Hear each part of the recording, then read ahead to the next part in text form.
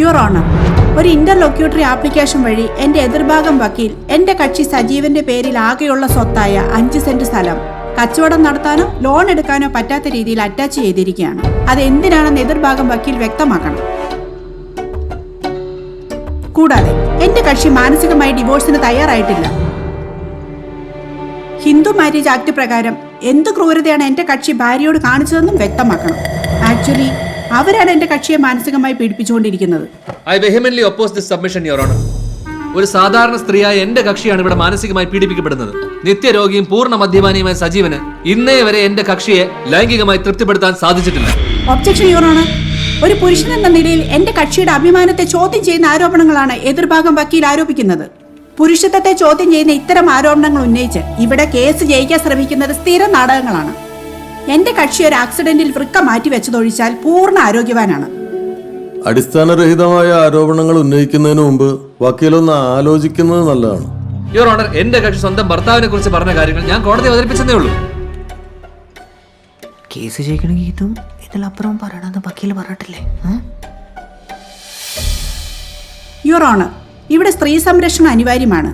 പക്ഷേ ഇത്തരം നിയമങ്ങളെ ദുരുപയോഗം ചെയ്യുന്ന സ്ത്രീകളും സംഭവങ്ങളും സമൂഹത്തിൽ കൂടി വരുന്നത് കോടതി ശ്രദ്ധിക്കണം.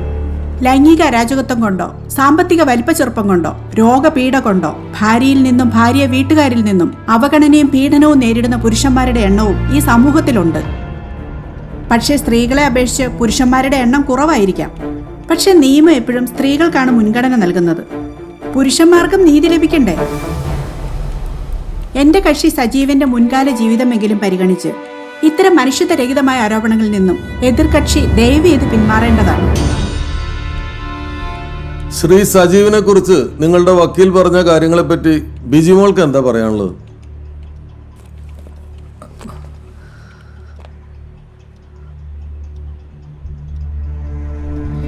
അയ്യോ മോളെ, മോളെ,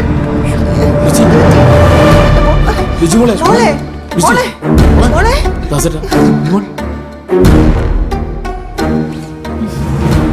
എന്തായി ഡോക്ടർ? പേടിക്കാനൊന്നുമില്ല. കൺഗ്രാറ്റ്സ്, വൈഫ് പ്രഗ്നന്റ് ആണ്. അയ്യോ, ഞാൻ വക്കീല. ആഹാ, ഹസ്ബൻഡ് വക്കീലാണോ? അയ്യോ അല്ല, ഇത് ഞങ്ങളുടെ കുടുംബ വക്കീല. ഓക്കെ. ഇവളുടെ ഹസ്ബൻഡ് പുറത്താ. എനിവേ, അയാൾക്കും കൺഗ്രാറ്റ്സ്. വക്കീലൊന്ന് പുറത്തു പോയി, ഒന്ന് പുറത്തു പോയിരിക്കാൻ. ഓക്കെ.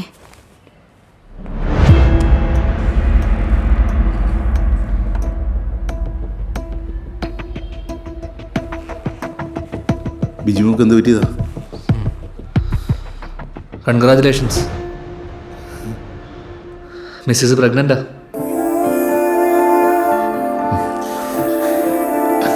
വക്കീലേ, വക്കീലിന്റെ വാദം പൊളിഞ്ഞു പോയില്ലേ? എത്ര പൊളിക്കാൻ നോക്കിയാലും പൊളിയാത്തൊന്നുണ്ട്, രക്തബന്ധം.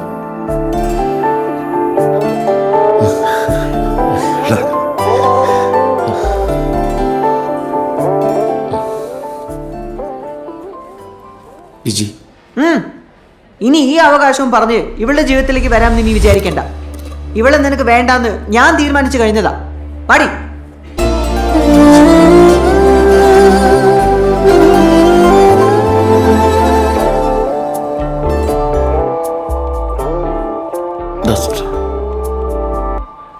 ആ തള്ളയ്ക്ക് പ്രാന്താണ്, നമുക്ക് വഴിയുണ്ടാക്കാം.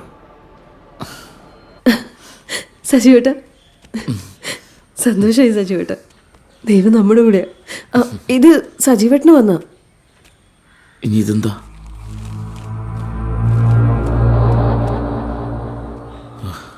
തിരിച്ച് ജോലി കയറുള്ള ലെറ്ററാ. സന്തോഷമായില്ലേ? എല്ലാം അടിപൊളിയാകുന്ന എൻ്റെ സൂചന ഒന്ന് കൂട്ടിയാൽ മതി. Good morning sir. അപ്പോൾ ഐശ്വര്യമായിട്ട് തുടങ്ങിക്കോ. സാറേ, എറണാകുളത്തേക്കുള്ള ബസ് 10:20. ഏറ്റുമാനൂർ വഴി കോട്ടയത്ത് പോകുന്ന സൂപ്പർ ഫാസ്റ്റ് സ്റ്റാൻഡിൽ നിന്നും അല്പസമയത്തിനുള്ളിൽ പുറപ്പെടുന്നതാണ്. സജീവൻ ഒരു കുഞ്ഞുണ്ടാവാൻ പോകുന്നു എന്നറിഞ്ഞ സന്തോഷത്തിൽ ബിജിമോളുമായിട്ടുള്ള കേസ് ഞാനങ്ങ് പിൻവലിച്ചു. ബിജിമോൾ സുഖമായിട്ടിരിക്കുന്നു സജീവ? ഇയാളെന്തൊരു സാധു മനുഷ്യനല്ലേ ചേട്ടാ? അതുകൊണ്ടിപ്പോ ഇങ്ങനെ അനുഭവിക്കുന്നത്.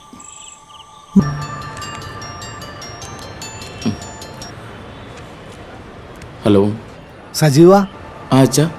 ഡാ നീ ഒരു അച്ഛനായി. ഡാ, മോളാ മോള് ഡാ നീ ഒന്ന് വേഗം വാ. ആ ശരി അച്ഛനാ വരുന്നു. സാർ എനിക്കൊരു പെൺകുട്ടി ജനിച്ചു. യാത്രക്കാരുടെ ശ്രദ്ധയ്ക്ക് ഒരു സന്തോഷ വാർത്തയുണ്ട്. എനിക്കൊരു പെൺകുട്ടി ജനിച്ചിരിക്കുന്നു.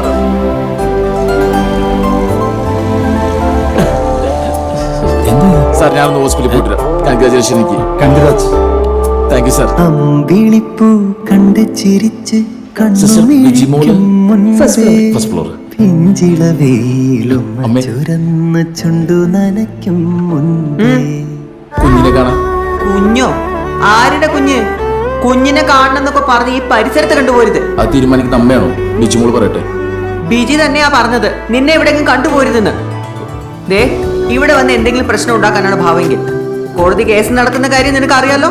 അതിന്റെ കൂട്ടത്തിൽ ഞാൻ ഒരു പരാതിയും കൂടെ പോലീസിന് കൊടുക്കും. എന്നെ കൊണ്ട് അതൊന്നും ചെയ്യിപ്പിക്കണ്ടെങ്കിൽ ഇറങ്ങി പോടാ. ഇതിനെ കാണാം.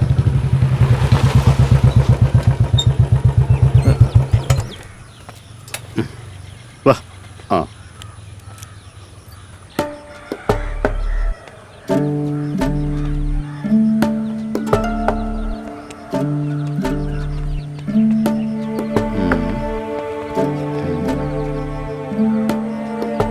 അതെ ചേച്ചി, വില കുറച്ച് കൂടുതലാണെന്നാണല്ലോ ഇങ്ങനെ പറയണേ. എന്നാ പോത്ത് അവിടെ നിക്കട്ടെ. ജോസ് പോ, വേറെ കച്ചവടക്കാർ. എന്നാ വാർത്താനാ ചേച്ചി പറയുന്നത്? ഞങ്ങൾ ഇത്രയും കഷ്ടപ്പെട്ട് വന്നല്ലേ, ഒരു ഒന്നിനാണെങ്കിൽ ഉറപ്പിക്കാം. 1.25 ഒരു പൈസ ഉറക്കാൻ പറ്റില്ല. നിങ്ങളോടല്ലേ പൊക്കോളാൻ പറഞ്ഞത്? ചേച്ചി അതെ ചേട്ടാ, ഇതിനെ അറക്കാനാ കൊണ്ടുപോകുന്നതെന്ന് ചേച്ചിയോടൊന്ന് പറഞ്ഞ് മനസ്സിലാക്കാവോ? കൊല്ലാനാ കൊണ്ടുപോകുന്നതെന്ന് പോത്തിനെ വേണേ പറഞ്ഞ് മനസ്സിലാക്കാം. ചേച്ചി നിങ്ങൾ പറഞ്ഞ് മനസ്സിലാക്കാം. ഓ ജോസേട്ടാ നിങ്ങൾ എന്നാടാ 1.25 1.25 നമുക്ക് ഉറപ്പിക്കാം. ഒരു 25 അങ്ങ് അഡ്വാൻസ് കൊടുത്ത്. അല്ലേ വേണ്ട, ചേച്ചി എന്നെ ഉണ്ടിക്കോ, മൊത്തം ഉണ്ട്. എന്നാ ശരി, പോത്തിനെ കൊണ്ടാ ഞങ്ങൾ അടുത്ത ആഴ്ച വന്നേക്കാം.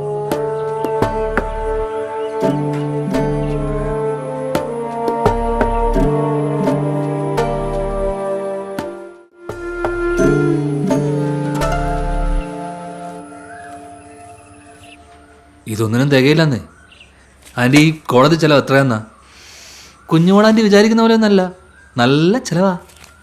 കാശെറിഞ്ഞാലേ കേസ് ജയിക്കും. കേസ് ജയിച്ച അവൻ്റെ സകല സ്വത്തും ഇങ്ങോട്ട് പോരും. അത് ഓർമ്മ വേണം.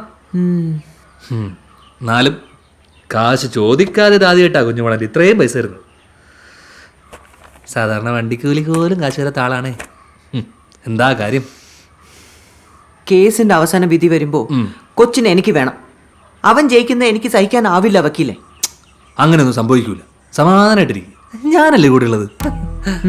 എന്നാലും നമ്മളൊരു മുൻകരുതൽ എടുക്കണം. എങ്ങനെ?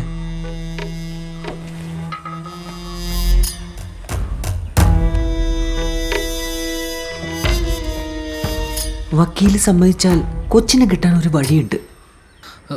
കേസ് ജയിക്കേണ്ടത് വക്കീലിന്റെ കൂടെ ആവശ്യമല്ലേ? എന്ത് വഴി?